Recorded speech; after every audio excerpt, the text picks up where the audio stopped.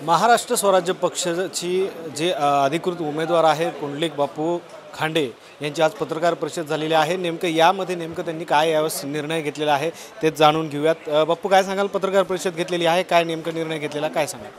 नाही, आज रोजी आम्ही जी पत्रकार परिषद घेतली आहे त्यामध्ये आमचे मित्र जय शिवसंग्रामचे संस्थापक अध्यक्ष स्वर्गीय वासी विनायकराव मेटे साहेब यांचे बंधू आदरणीय रामहरी भैया मेटे यांनी छत्रपती संभाजी राजे महाराज यांच्याशी चर्चा करून मला आज जाहीर पाठिंबा त्यांनी दिला।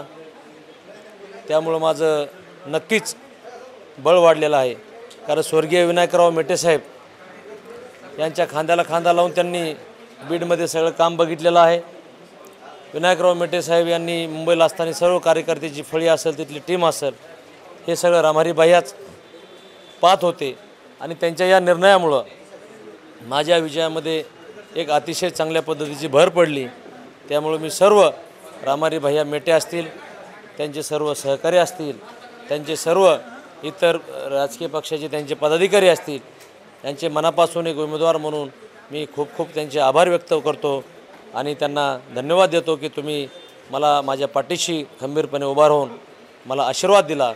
त्याबद्दल मी खूप एक चांगल्या पद्धतीचं त्यांचं स्वागत केलं। नक्कीच जय शिवसंग्राम देखील आता पाठिंबा देत आहे, काय सांगाल, काय विजन आहे? काय विजन असं आहे की छत्रपती संभाजी महाराज यांचे स्वराज्य पक्ष हे जे छत्रपतींनी काढला आणि अशा परिस्थितीमध्ये जेव्हा महाराजांचं आपल्याला आमंत्रण आलं, मला ती नाकारू शकलो नाही पहिली गोष्ट तर। आणि ज्यावेळेस छत्रपतींची आणि आमची ज्यावेळेस मीटिंग झाली त्यामध्ये जय शिवसंग्रामला 2 जागा पण दिल्या स्वराज्य पक्षाकडून। आणि ती लढत असताना मग आपल्याला जेव्हा छत्रपती इतका मान सन्मान देत आहेत, तर आपण बी त्यांचे जिथं उमेदवार आणि मातंबर उमेदवार यांना आपण पाठिंबा तिथं दिला पाहिजे।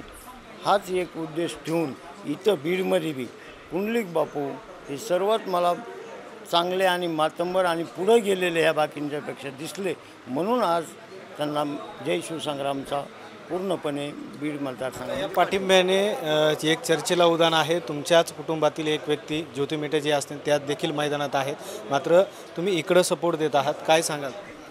नाही, एक ध्यानात घ्या तुम्ही, कुटुंब आणि पक्ष संघटना ही 2 भाग असतात। आता बरेचसे असे कुटुंब आहेत की समोरासमोर बाप लेक, लेक बाप, दीर भाऊजे, चुलत भाऊ, असे कितीतरी आहेत ना कुटुंब की वेगळे वेगळे लढत आहेत, वेगळे वेगळे त्यांचे विचार आहेत, वेगळ्या वेगळ्या दिशा आहेत।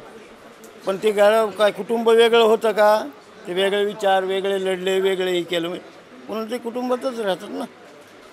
तसं त्यांचे विचार वेगळे, आमचे विचार वेगळे, माझी संघटना वेगळी, त्यांची संघटना वेगळी, ती त्यांचं राजकारण करतात, आम्ही आमचं राजकारण करतो। आमच्या जी संघटनेला पोषक जे राजकारण असेल, समाजकारण असेल, ते आम्ही करतो आहे।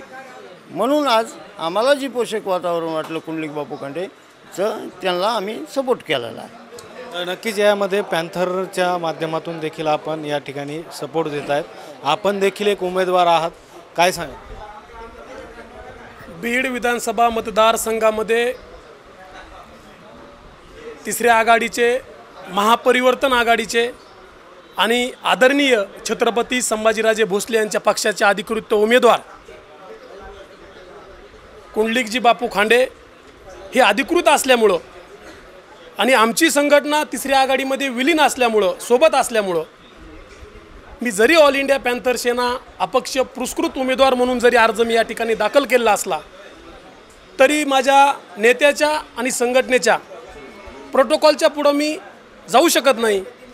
त्याच अनुषंगाने आज बीड जिल्ह्यामध्ये मी जरी अपक्ष उमेदवार असलो तरी माझा पाठिंबा ऑल इंडिया पॅन्थर सेनेच्या वतीने बीड विधानसभा सभेमधील जे माझे कार्यकर्ते, पदाधिकारी आणि समाज बांधव जे आमच्या संघटनेला, भाईंना आणि आम्ही केलेल्या कामाला मानणारा जो 50% मतदार आहे, तो 50% मतदार आम्ही आदरणीय छत्रपती संभाजीराजे भोसले यांच्या नेतृत्वावर विश्वास ठेवून कुंडलिकजी बापू खांडे यांच्या पाठीमागे भक्कमपणे उभा करून त्यांना निवडून आणण्यासाठी आम्ही तळागाळातल्या प्रत्येक झोपडीपर्यंत पोहोचवण्याचं काम या माध्यमातून आम्ही करणार आहोत.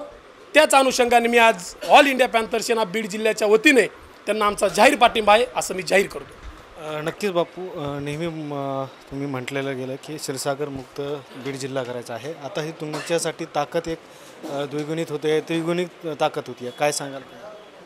क्षीरसागर मुक्त 100% होणार आता त्यामध्ये त्यांच्याही मोठमोठ्या सभा झाल्या आहेत. शरद पवार येऊन गेले आहेत, अजित पवार येऊन गेलेले आहेत. त्यामध्ये पुन्हा योगेश क्षीरसागरांना काकांची साथ मिळालेली आहे. कसं हे बघा, सभा कोणी येऊन गेलं, शरद पवार साहेब येऊन गेले का अजित पवार साहेब येऊन गेले ह्याला महत्त्व नाही. लोकांनी ठरवलं बीडमध्ये क्षीरसागर नको. तुम्ही सभा पण कोणाची आणा, मोदीची सभा घ्या इथं. लोकांनी ठरवलं क्षीरसागर नको आणि हेच होणार, यात काही बदल होणार नाही.